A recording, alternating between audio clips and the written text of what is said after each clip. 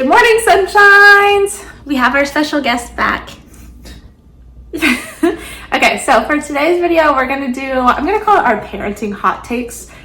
Some of these may be hot takes, but I feel like for the most part, they're normal things. But we're definitely gonna do it this time. And then I was thinking some of these we'll be able to tell, like, not right away, but like within the first 6 months of having a baby, if we actually uphold them. Some of these may be more applicable like later in life when she's a little bit older. So I think it'll be fun like once a year to reevaluate these and see if we've actually upheld what we are saying now before we have a baby in our arms. So this will be fun. I have 11 things, but if you think of anything, you can toss it in there. Right. So the first one is sleep training. Am I answering first or you? You can answer first.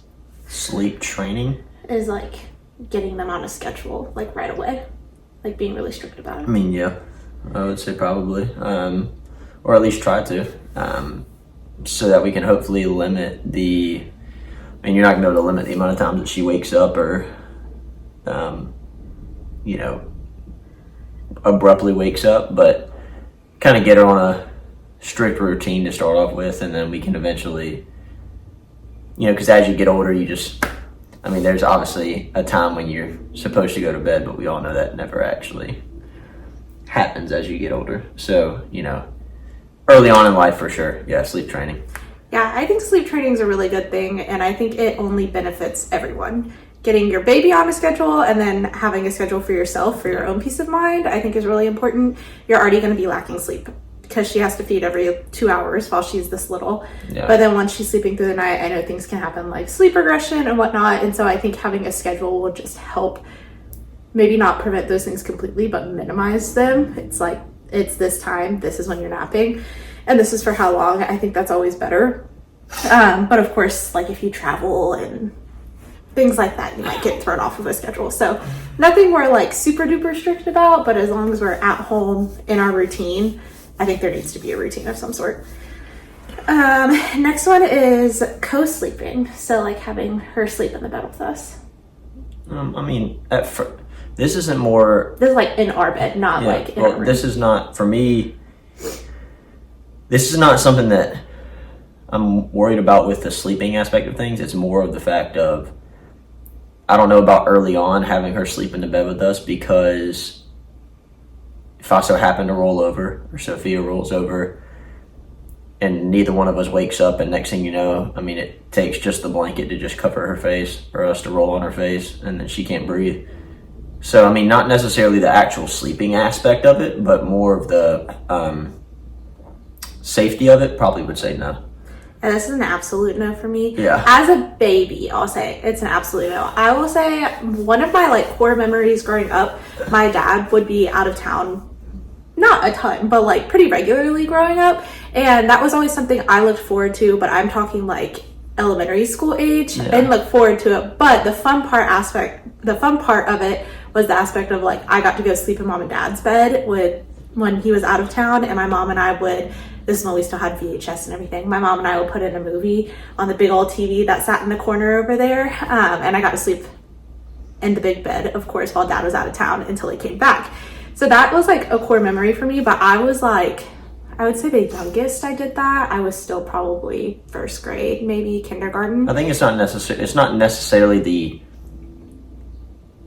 sleep aspect of it. To me, it's the safety aspect. It's not like, yes, I don't think it's the best for the sleep, because then if you train them while they're if they sleep with you constantly, then they feel like you'll notice. I'm a first time parent, so I don't know, but I feel like you'll see they have a hard time going to sleep when they're not laying with you. So for sure, that's the sleep factor of it. But for me, the most important is the safety, because I don't want to roll over. You see the videos all the time of like late minute freakouts where baby accidentally like falls asleep on the dad's chest or whatever, and they both fall asleep, and then next thing you know, the mom's waking up because dad's rolled over on the kid and can't breathe. He's also a really deep sleeper. He's one of those people where the alarm's going off and he's dancing in his dreams. He doesn't wake up.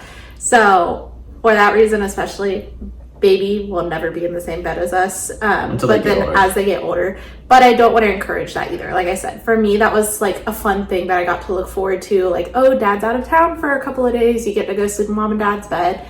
and we had movie night and stuff like that. So that was like a fun thing that we did occasionally. It wasn't like I had a nightmare, let me go run to mom and dad's room. If that was the case, somebody would come lay with me in my own room until I fell back asleep, which I think is the better option. But co-sleeping scares me. I don't want her to fall off the bed or suffocate or one of us roll over or whatever. Okay, next one is screen time.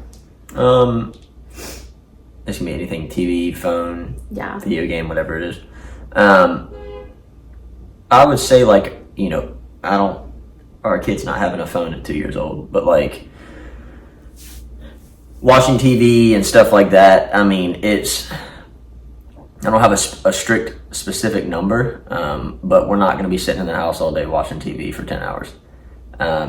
As a kid, you go outside and have fun, go stuff your face in dirt and go have a good time. And maybe don't do that. But yeah, don't, I'm not, screen time, I don't want my kids every single day sitting there watching TV or playing on mom and dad's phone or playing a video game, whatever the case is. Like, just, there's time and a place for it. I mean, we're all human. Like, we watch TV, I mean, and, you know, do whatever. It's not like it's fully wrong, but it's one of those things of you don't want to oversaturate it for 10 hours a day, because then they become accustomed to it and then they don't want to go do anything else. That's all they want to do. So I want that to be not like a reward, but something that you can do like at the end of the day. You know, okay, we just finished dinner, let's watch a show or let's watch TV and then let's go to bed after an hour of watching it or whatever the case is. But yeah, I will say, well, also our generation, I feel like, was the first to grow up and like adapt with technology. Like, we had screen time was available to us when we were younger, but it was obviously very different. We had VHS and DVDs and just,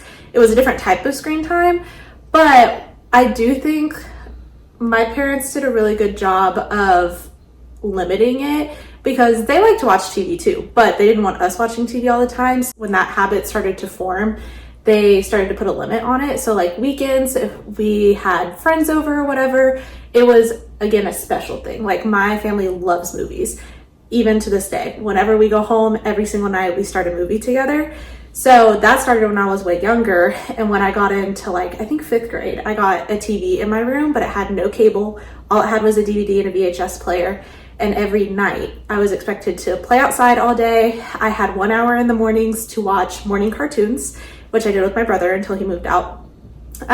So we had an hour to watch the morning cartoons. We did school, we did playtime, we did whatever. And then when we came home, it was expected all homework had to be done. We had dinner time, and then at 7, after dinner was done, I had 7 to 9 to watch whatever shows, whether that was with my family or if it was Disney premieres or whatever. Or I could watch 30 minutes of a movie of my choice with my dad in bed. So that was fun. And we would just continue the movie. He would put it on like a sleep timer, which I don't know if that's still a thing, but we had a sleep timer, and he would put 30 minutes on the TV and we picked a movie. And we would watch the first 30 minutes and he'd lay with me, say my prayers, do whatever, and then it was bedtime after that. So there were like, it was a good balance, and it was good enough to where, like, when the TV went off, I didn't pitch a fit. I feel like it's very dependent on the kid. Some kids, as soon as that screen's gone, whether they had it 5 minutes or an hour, it's screaming. And those are instances where I'm like, screen time's a no. But for the most part, like, in the house, they need to be occupied doing something else, and it's very limited as far as time constraints on it. Or it's like family time, like we're all bonding and watching a movie or watching a show together. Yeah. I will say another thing I think screen time is great for, and this might be a hot take, but people always say, like, I hate when I'm out in public and parents just like hand their kids an iPad or hand their kids a phone. I disagree with that.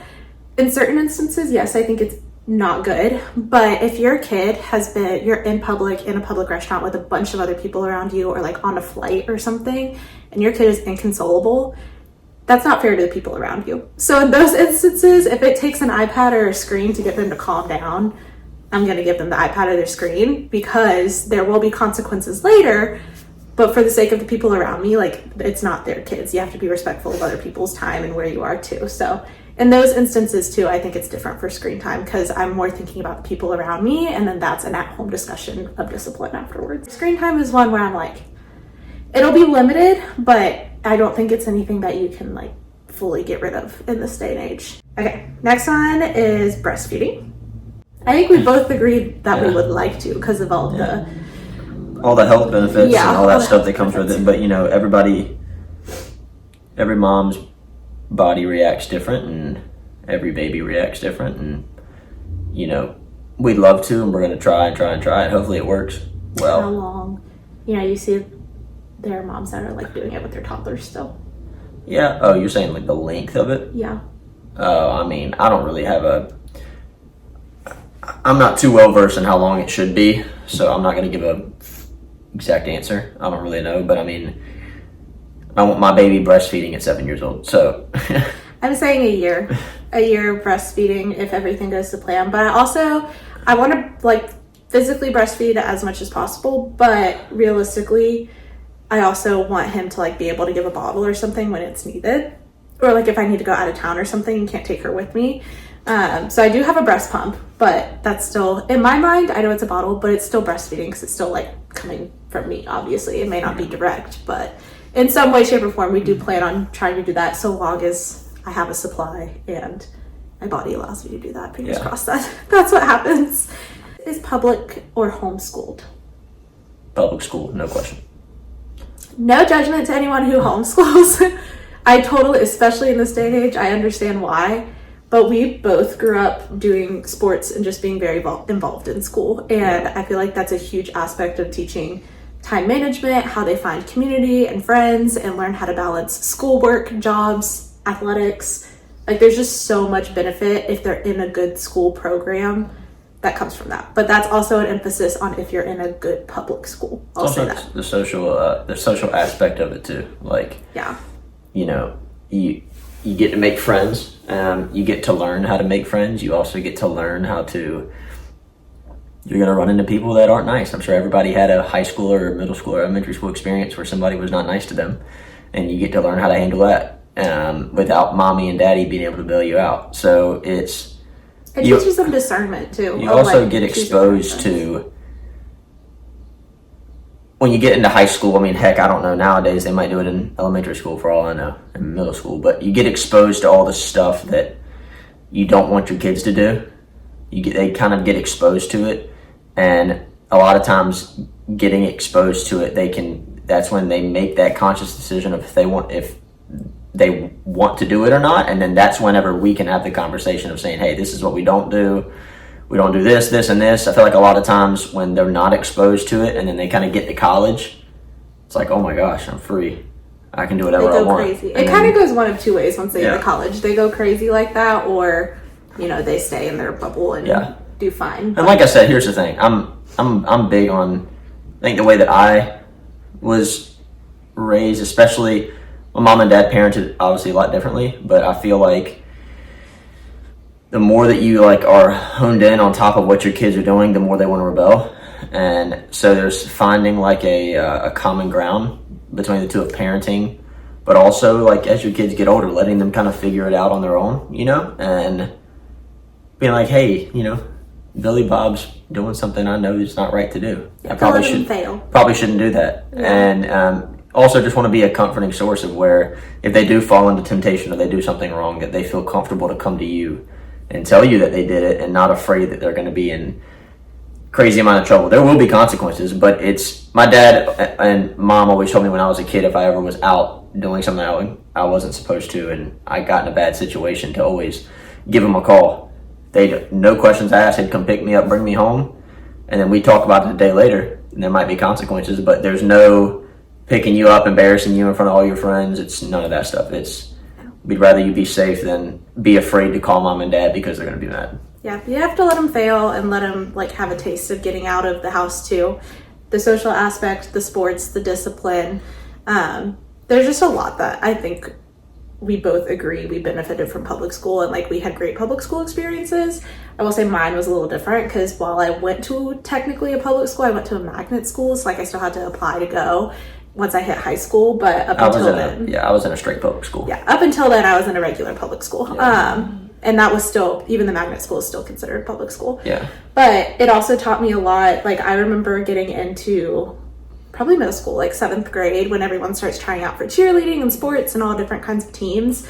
That was when a lot of my friends, I noticed, started doing stuff where I was I don't I don't really want to do that because I was too scared. I knew there were going to be consequences, and I was like, why would I put myself in the position to like potentially get grounded? So that was actually where my friend groups like started to shift a lot, and I had to like know my own discernment and which friends were going to be the best options for me. And it made me think about it. But my parents also they did a really good job of, probably a lot of my friends would say I had strict parents, but really they left the ball in our court. Like they made it very known of, hey, you do this, like you're free to do it, it's your decision. Just know if you got caught, are those consequences going to be worth doing what you did?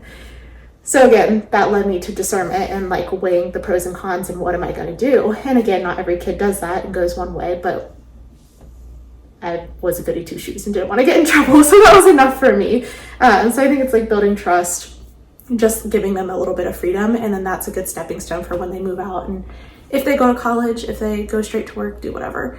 I think public school is very important, but big emphasis on a good public school system, because public school systems can be very scary nowadays. So that's something that we're talking about too. And there's nothing wrong with homeschooling. No. Homeschool is completely fine, because, you know, I had friends in high school that would actually come in. They tried out and made our baseball team, but they were homeschooled, but they were still zoned for our high school. So they were still able to try out for our high school team. And they were, you know, there's nothing wrong with it. It's just more of like kind of this whole video is just like what we're going to do. What we feel like is best for us, like our opinions. This is no shot against homeschooling or anything. I know a lot of people that did homeschooling, and I'm friends with a lot of people that did. Great you'd still technically be homeschooled, but there's like co-ops and stuff that you can do with other homeschooled kids. So like they get the social aspect and stuff. I think the biggest thing was the social aspect. I just want to make sure my kids are able to go out and meet people and have to, you know, learn how to be disciplined in an environment, like know how to. Well, also realistically, neither of us, even if I am a stay-at-home mom, like we would have to know the curriculum until the age of 18. Also, I don't have the time for that. Yeah, man. We don't have the time to learn AP Physics. Say if they're that smart and want to do AP Physics, and I don't have the time for that. You know, so But other people do. Like my brother and his wife, so smart. They could learn any curriculum and teach it amazingly. I'm gonna be honest, neither of us can do that. So they have the skills and the mindset to be able to homeschool on their own. We do not. And that's okay. Next one is sleepovers. Are we gonna let our kids have sleepovers? Yeah. Like people come to our house and sleep over? Or they go to other people's houses Yeah. and sleep over? I think it depends on the kid. I mean, obviously it's not gonna be, 30-year-old Billy Bob that she's going to sleep over at. It's gonna be a friend. And well, I think I would be more strict than my parents were, because there were times where like I went and slept over at girls' houses and like they'd never met their parents before. And it was strictly just like going off of the fact if I went to school with this girl and like was friends with her, and that was all it took. Nowadays, I feel like people are crazy and I wouldn't have that much blind trust. I mean, yeah, the thing is, I say that now. I say that, they can do whatever they are, but I know probably being a girl dad, I'll probably be very protective. So I'm sure that I'll probably set the law down of I have to know the parents first, or at least get to meet the parents. Like I'll take a lot when stuff like this happens. I'll probably take my kid over there when they do sleepovers, and I will not drop my kid off until I meet mom and dad. But I mean, no, I'm not. We'll just be more cautious about it than probably when we were growing up. Disciplined parents that, I want my kid to learn what's right and what's wrong, obviously from me, but sometimes experiencing that yourself and having to make a conscious decision, okay, what is right and what is wrong, is really good development for the kid. Like, so that, obviously I want to have the conversation with my daughter or son first. Hey, we don't do this, we don't do that. Or, hey, if you go sleep over at somebody's house, dad needs to know who the parents are, or I need to go drop you off first, so they understand what the rules are. But kids are going to break rules. They're kids. Like, my kid's not going to be perfect. No kid is perfect. No human is perfect. So it's, not being extremely strict, just letting our kid have fun, but obviously knowing that there's consequences for things that they're not supposed to do. Just going to other people's houses will probably be a little more cautious of. And that's also based on the kid too. Like, I feel like, again, I had a lot of discernment in the friends I chose to hang around with. And so my parents were just like never really worried about them because we were all very much goody two shoes, like didn't do anything wrong. So I feel like they had that comfortability versus, you know, you can also be a goody two shoes and then your best friend is the complete opposite. And so as a parent, you may kind of be like, I don't know that I want you staying the night at their house, but like you can at so-and-so's, you know. It just depends. It varies based off the kid and the circumstance. Okay, next one is chores for an allowance. Are we gonna give an allowance in general? Yeah. I'd say yeah, chores for an allowance, because I've also saw this too online, and if you haven't seen it, I don't know who posted it. I have no idea, but I saw this TikTok video of this dad that when his daughter finished her chores for the week, she got $5. She had to pay, I think it was like $2 or $3 in rent every single week. So it taught her how to manage money. But if she didn't pay her rent on time, like let's say dad paid her $5, but she wanted that toy at Walmart that was $3, and she had to pay $3 for rent. Well, then she doesn't have the rent, so dad's now charging interest. So then the next time that rent comes by, she's having to pay $4 instead of $3 because interest was charged on that rent. So I feel like it's really smart because it kind of helps.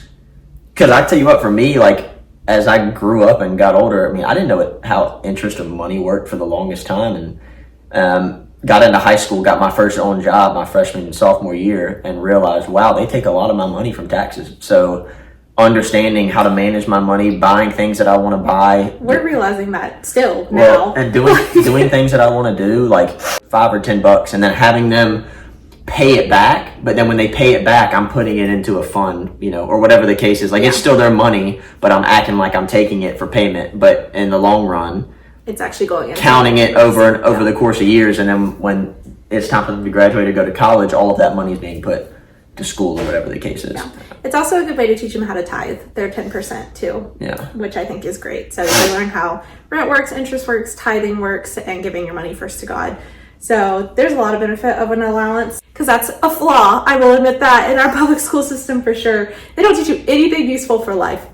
Like even 26 and 25 years old, it's still astonishing to us when we get a paycheck and we're like, dang, where's the rest of my paycheck at? Or like we have to pay our rent every month, and seeing how much rent is, which again, we're living the most expensive time ever, but just things like that where it's a shock if you haven't grown up doing it or like in the habit of it. It is a huge shock for sure. Sorry, our camera died. So part 2.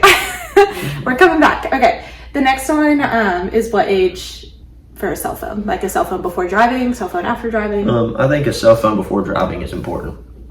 And the reason why I say that is, and I know a lot of people are going to be like, well, you don't want to have a cell phone too early. Well, it kind of ties back into a couple questions prior to if they do go do sleepovers, or if they're out with friends. We're not in the time nowadays like where my parents can leave for the day and then your parents tell them to come home when the lights cut off.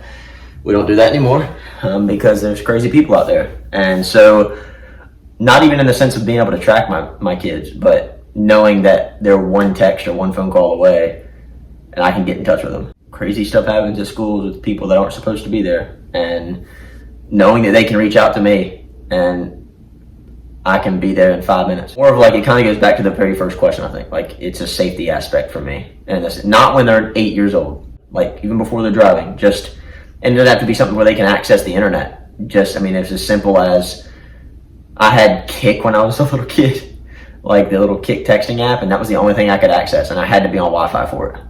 So even if it was something like that, just where they can always reach out to mom and dad if they need something. Yeah, I was gonna say I actually completely disagree with that. Yeah, but yeah, that's I had an iPhone. I think you have to look at your options, because we are in a day and age where smartphones are basically your only option, versus when we were growing up, it was easier for us to have access to a phone without the internet because it wasn't everything. I didn't have a smartphone until I was 17. I didn't have a phone until I was driving. So, and also my first phone was just like a sliding phone with the keyboard on it. All it did was call and text. My other friends had smartphones, Blackberries, all kinds of things, and they got phones even younger than that. I was at dance rehearsal after school until 9:30 p.m. and they have a phone at the studio. So if I needed my parents, I could use that phone. If I was with friends, all of my friends had phones. I had my parents' numbers memorized, so I would use their phone to call my parents. So if that's an option where it's like a throwaway phone or something, then I'd be okay with that, just to have, especially if they're doing Not sports something or where they anything. can access the web and go on, Instagram Reels at 11 years old in the middle of, homeroom. But access to a smartphone or anything, you're not getting that, at least until you drive. You won't have a smartphone. Like for us too, he said like we had Kik. We had iPods, like iPod touches were a thing, and you could text on Wi-Fi if you needed to. Like that was all an option. If it's something like that, like I would do that. They just don't really make those. It's not in the sense of having a phone to be cool. The factor that I want my kid to have a phone before they can drive is so that they know that I am always a quick second away from reaching me if they need to. Because what I don't want to happen is my kid doesn't have a way to reach me and they're in a sticky spot and they need dad to come help them and I don't know. It's not even having a tracking of Life 360, any of that stuff. It's simply the fact of they know that they can always call dad or mom or text dad and mom if they need to. That's it. My friends have phones. I'm actually shocked that the people that agree with me will understand. And I have it may not be the dads or the moms who agree, but I'm just telling you, I don't want to get into a spot where my daughter or son can't reach me, and I want them to be able to reach me. I'm not relying on the principal's office to call me. So that's one we're gonna have to get on the same page about, because I don't agree with that one. If they need me, they can always come get me. Yeah, I don't agree with that one for sure, but we'll figure that one out before the time comes, because it for sure won't be before they hit the double digits in age. So no, I don't think it will be that either. To me, it might literally be a year or two before they can drive, like before they can get their permit at 15. It's better to be prepared than unprepared. It's not in the sense of having it for the web. If it's as simple as a minute phone to call, that's it. It's not to be able to go scroll the social media and post Snapchat stories. And if it's as simple as an iPod, if that was still what we could do, or if it's a minute phone where they can just call me. Yeah, I kind of hate that iPods have like disappeared and stuff like that has disappeared, because that was such a good middle ground to have. It was like I had this, I was able to, this was also before Wi-Fi was everywhere. Wi-Fi is basically everywhere now. But I had Wi-Fi, I could text. I couldn't call, but I could text if needed to.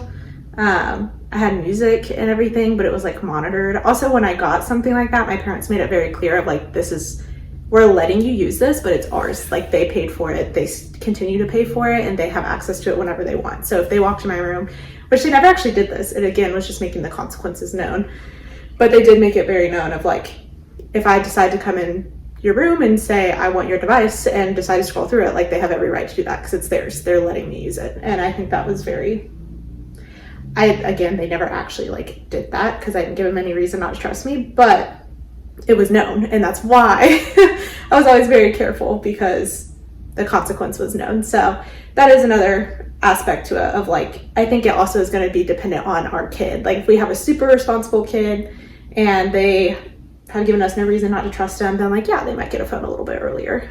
It just won't be a smartphone or anything like that. But the last one, which we kind of tied in on that one, is social media. And social media will not be had until at least high school, is what I would say. I don't know when you got social media. I definitely, like I said, I didn't have a phone till later in age, but like my friends had phones. So it's not, even though I may not have had my own account, I was still scrolling on other people's devices. I don't know. Like, my friends would show me Instagram and we'd look at people's Instagrams. It was just on their device instead of my own. If your kid wants to do it, they're going to do it. Yeah, they're going to figure out a way to do it. Like, let's be honest. It's not doing you any good. It's another way for them to get a ton of screen time when they don't need it. Just the world we live in nowadays, I feel like that's what it is. If you walk out in public and you go to a store, you walk around, how many people are on their phones? I think it can be fine for you when you're in high school, if you're see what your friends post and all that kind of stuff. I mean, I knew in high school everybody had it, and I'm not against it at all when they get to high school, but I mean earlier on, it doesn't do you any benefit. No, it's not. And really I would go as far to say they would thank us later down the line, because, and I know I do it, but if you like scroll all the way back to the bottom of my Instagram feed or something, and I got it when I got an iPod in like 8th grade or whatever, but I'm like, why do we post the stuff we posted in middle school? Even freshman year of high school, I was like, this is embarrassing. So we'll save them the embarrassment of having to scroll back at the right beginning of their social media, and just once you're in high school, you can have access to it, but mom and dad will be following everything. They'll be friends with you on everything and like seeing what you post. And if we find out about like Finstas, if those are even still a thing or something like that, then that's another conversation. Keeping tabs on your kids, knowing what they're doing, but not in the sense of being overbearing, because It's not even keeping tab. It's like keeping tab, like trying to keep your kids away from the other weirdos out there. but it's also, exactly. And like, that's why when I look at things of like these controversial topics that I feel like a lot of parents have between the mom and the dad, or I feel like depending on how you look at it, it can be viewed one way or another. Like it depends on what you're looking at it for. For me with the social media, that's not providing you any benefit. So I don't see a need to get it before high school or whenever you're old enough to drive and do what you want to do. But like having a phone, in my opinion, can be different depending on what it's used for. Like, yeah, back to the phone thing, I also miss landlines, because I will say that's a difference of like when if I was getting dropped off at the bus stop, which I was in like 6th grade or whatever, when I got home, I was supposed to call my parents, but we had a landline. So like I had access to call my parents once I got home, but just a landline. Like they had the cell phones. I did not have a cell phone or anything, which landlines are they a thing? Like do people no, they still are, but you know, like in but very, people's houses? yeah, but yeah, I mean, that's what you're cabling running out of the wall is sometimes. It's just, they're not very common. My parents had one when I was young, and then it's like what they say, it's a digital world, bro. It's we had a landline a long time. I mean, till I went to college, we had a landline. I mean, we had a landline, but like we would never get a call on it after a while because it was just to your smartphone. And I feel like that's probably arguably the biggest conversation is nowadays with just how the world is phones in general. And just like screen time in itself, like everything that goes with it. When should they be getting phones and all that kind of stuff because of just what it brings.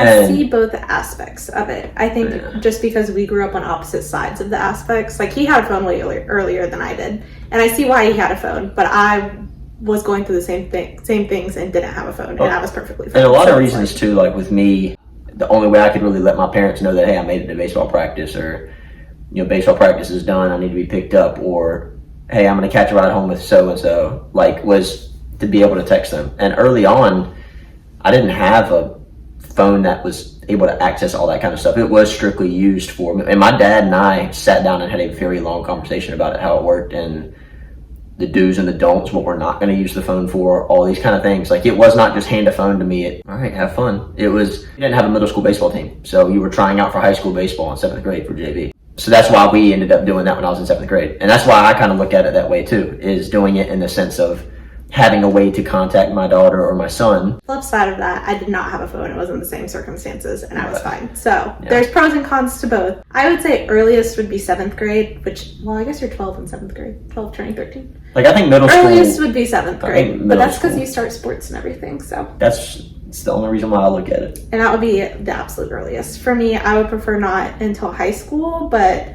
I'd be fine if we had a device, like if they just had a device that they can text and call on. I just know those are far-fetched and not very common nowadays. I think that was all of our topics that we had. Do you have any that you want to talk about? No. There's pros and cons to everything. There's no right or wrongs to everything, but these are just things that we think at this moment, looking at it, we're gonna probably parent by. I'm sure some but a lot of these will probably change. Yeah, so we'll check back in like a year or so maybe and see how many of these actually have stuck, especially with screen times and those ones. They get fun. Put your hot takes down below if you want to. Like, comment, subscribe. I hope you enjoyed our special guest returning. And until next time, we'll see you guys in the next one.